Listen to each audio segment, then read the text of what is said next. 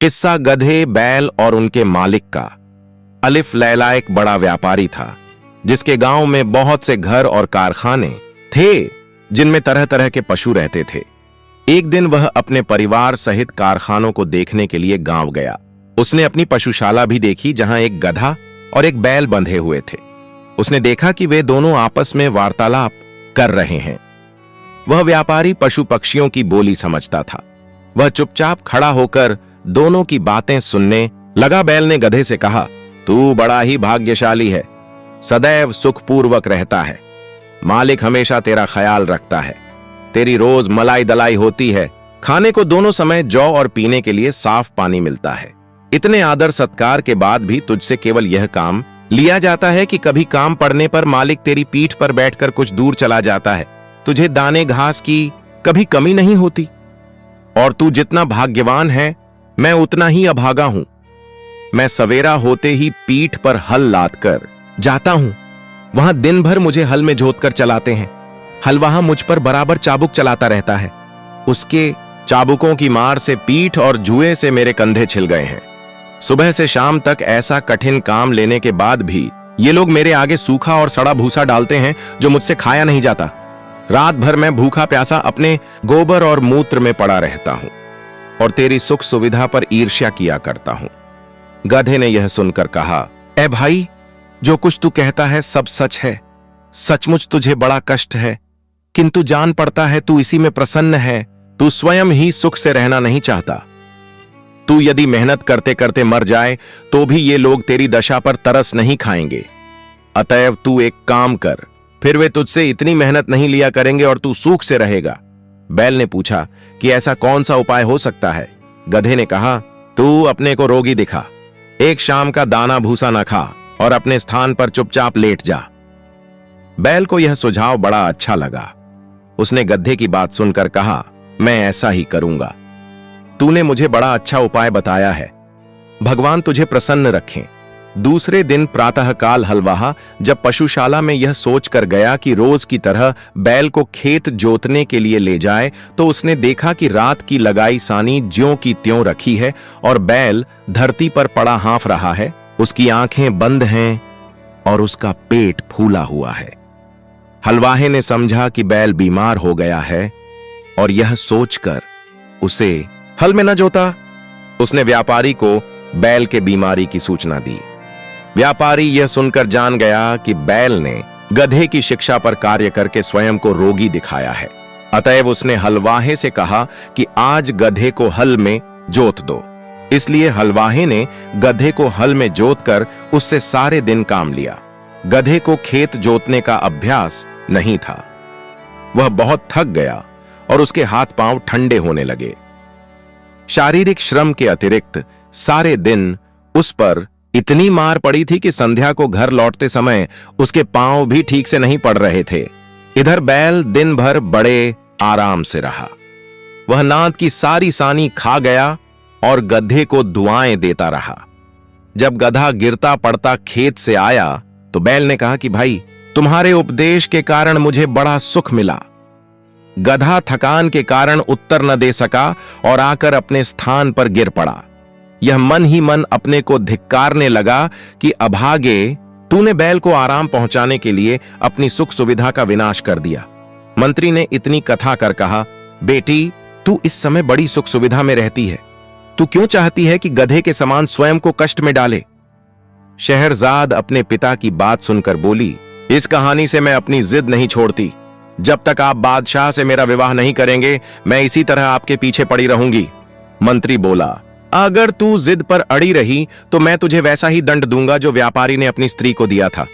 शहरजाद ने पूछा, व्यापारी ने क्यों स्त्री को दंड दिया और गधे और बैल का क्या हुआ।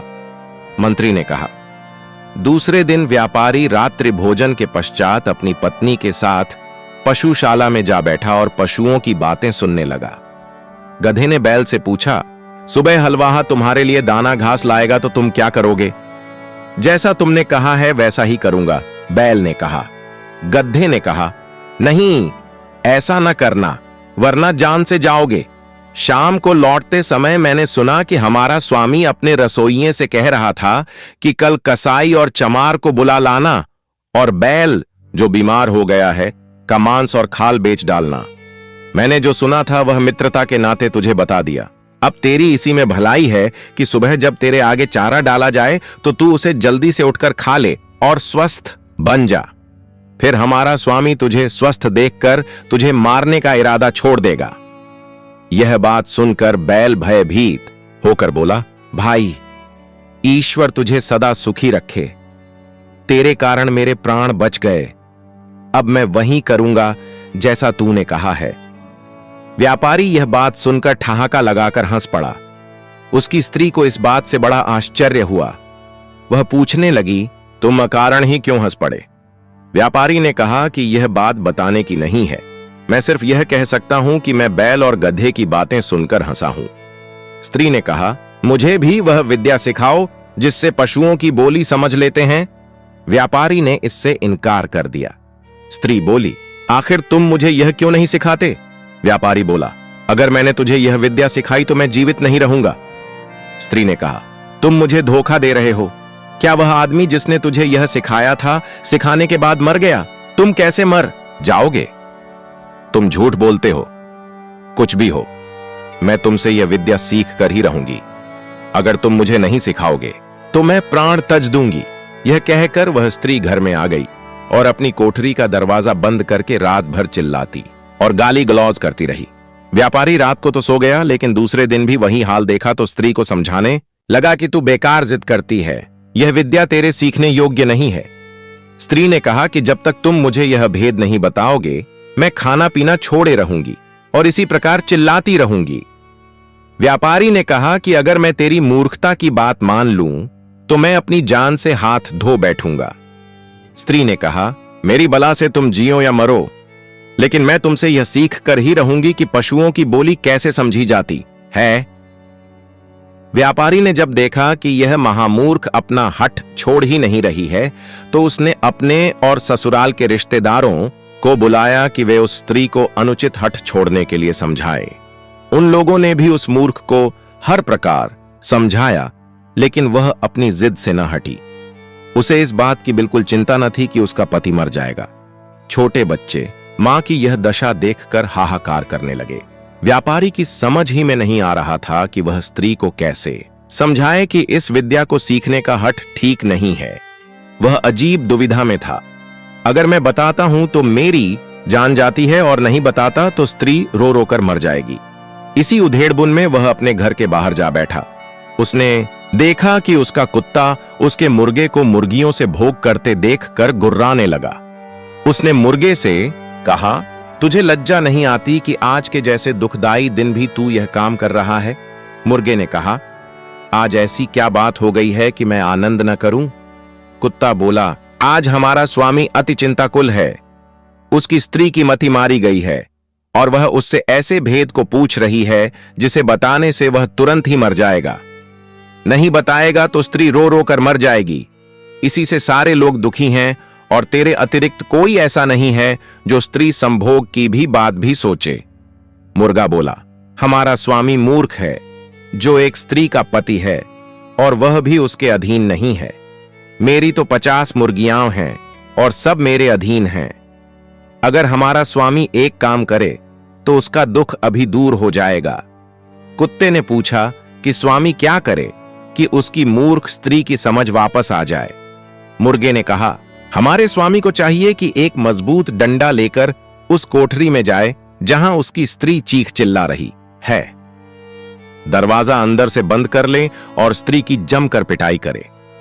कुछ देर में स्त्री अपना हठ छोड़ देगी। मुर्गे की बात सुनकर व्यापारी ने उठकर एक मोटा डंडा लिया और उस कोठरी में गया जहां उसकी पत्नी चीख चिल्ला रही थी। दरवाजा अंदर से बंद करके व्यापारी ने स्त्री पर डंडे बरसाने शुरू कर दिए। कुछ देर चीख पुकार बढ़ाने पर भी जब स्त्री ने देखा कि डंडे पड़ते ही जा रहे हैं तो वह घबरा उठी।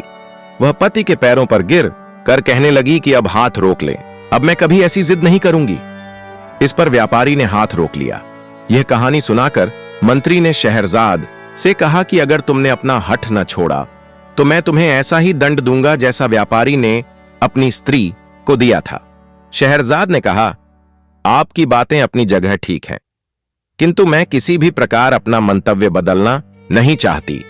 अपनी इच्छा का औचित्य सिद्ध करने के लिए मुझे भी कई ऐतिहासिक घटनाएं और कथाएं मालूम हैं, लेकिन उन्हें कहना बेकार है। यदि आप मेरी कामना पूरी न करेंगे तो मैं आपसे पूछे बगैर स्वयं ही बादशाह की सेवा में पहुंच जाऊंगी। अब मंत्री विवश हो गया। उसे शहरजाद की बात माननी पड़ी। वह बादशाह के पास पहुंचा और अत्यंत शोक संतप्त स्वर में निवेदन करने लगा, मेरी पुत्री आपके साथ विवाह सूत्र में बंधना चाहती है। बादशाह को इस बात पर बड़ा आश्चर्य हुआ। उसने कहा, तुम सब कुछ जानते हो, फिर भी तुमने अपनी पुत्री के लिए ऐसा भयानक निर्णय क्यों लिया? मंत्री ने कहा, लड़की ने खुद ही मुझ पर इस बात के लिए जोर दिया है। उसकी खुशी इसी बात में है कि वह एक रात के लिए आपकी दुल्हन बने और सुबह मृत्यु के मुख में चली जाए। बादशाह का आश्चर्य इस बात से और बढ़ा। वह बोला, तुम इस धोखे में न रहना कि तुम्हारा ख्याल करके मैं अपनी प्रतिज्ञा छोड़ दूंगा। सवेरा होते ही मैं तुम्हारे ही हाथों तुम्हारी बेटी को सौंपूंगा कि उसका वध करवाओ। यह भी याद रखना कि यदि तुमने संतान प्रेम के कारण उसके वध में विलंब किया तो मैं उसके वध के साथ तेरे वध की भी आज्ञा दूंगा। मंत्री ने निवेदन किया, मैं आपका चरण सेवक हूं। यह सही है कि वह मेरी बेटी है और उसकी मृत्यु से मुझे बहुत ही दुख होगा, लेकिन मैं आपकी आज्ञा का पालन करूंगा। बादशाह ने मंत्री की बात सुनकर कहा, यह बात है तो इस कार्य में विलंब क्यों किया जाए? तुम आज ही रात को अपनी बेटी को लाकर उसका विवाह मुझसे कर दो। मंत्री बादशाह से विदा लेकर अपने घर आया और शहरजाद को सारी बात बताई। शहरजाद यह सुनकर बहुत प्रसन्न हुई और अपने शोकाकुल पिता के प्रति कृतज्ञता प्रकट करके कहने लगी, आप मेरा विवाह करके कोई पश्चाताप न करें। भगवान चाहेगा तो इस मंगल कार्य से आप जीवन पर्यंत हर्षित रहेंगे। फिर शहरजाद ने अपनी छोटी बहन दुनियाजाद को एकांत में ले जाकर उससे कहा, मैं तुमसे एक बात में सहायता चाहती हूं। आशा है तुम इससे इनकार न करोगी। मुझे बादशाह से ब्याहने के लिए ले जाएंगे। तुम इस बात से शोक विह्वल न होना, बल्कि मैं जैसा कहूं वैसा करना। मैं तुम्हें विवाह की रात पास में सुलाऊंगी और बादशाह से कहूंगी कि तुम्हें मेरे पास आने दे, ताकि मैं मरने के पहले तुम्हें धैर्य बंधा सकूं। मैं कहानी कहने लगूंगी। मुझे विश्वास है कि इस उपाय से मेरी जान बच जाएगी। दुनियाजाद ने कहा, तुम जैसा कहती हो वैसा ही करूंगी। शाम को मंत्री शहरजाद को लेकर राजमहल में गया। उसने धर्मानुसार पुत्री का विवाह बादशाह के साथ करवाया और पुत्री को महल में छोड़कर घर आ गया। एकांत में बादशाह ने शहरजाद से कहा, अपने मुंह का नकाब हटाओ। नकाब उठने पर उसके अप्रतिम सौंदर्य से बादशाह स्तंभित सा रह गया, लेकिन उसकी आंखों में आंसू देखकर पूछने लगा कि तू रो क्यों रही है? शहरजाद बोली, मेरी एक छोटी बहन है जो मुझे बहुत प्यार करती है और मैं भी उसे बहुत प्यार करती हूं। मैं चाहती हूं कि आज वह भी यहां रहे, ताकि सूर्योदय होने पर हम दोनों बहनें अंतिम बार गले मिल लें। यदि आप अनुमति दें तो वह भी पास के कमरे में सो रहे। बादशाह ने कहा, क्या हर्ज है? उसे बुलवा लो और पास के कमरे में। क्यों? इसी कमरे में दूसरी तरफ सुला लो। चुनांचे दुनियाजाद को भी महल में बुला लिया गया। शहरयार शहरजाद के साथ ऊंचे शाही पलंग पर सोया और दुनियाजाद पास ही दूसरे छोटे पलंग पर लेट रही। जब एक घड़ी रात रह गई तो दुनियाजाद ने शहरजाद को जगाया और बोली, बहन, मैं तो तुम्हारे जीवन की चिंता से रात भर न सो सकी। मेरा चित्त बड़ा व्याकुल है। तुम्हें बहुत नींद न आ रही हो और कोई अच्छी सी कहानी इस समय तुम्हें याद हो तो सुनाओ, ताकि मेरा जी बहले। शहरजाद ने बादशाह से कहा कि यदि आपकी अनुमति हो तो मैं जीवन के अंतिम क्षणों में अपनी प्रिय बहन की इच्छा पूरी कर लूं। बादशाह ने अनुमति दे दी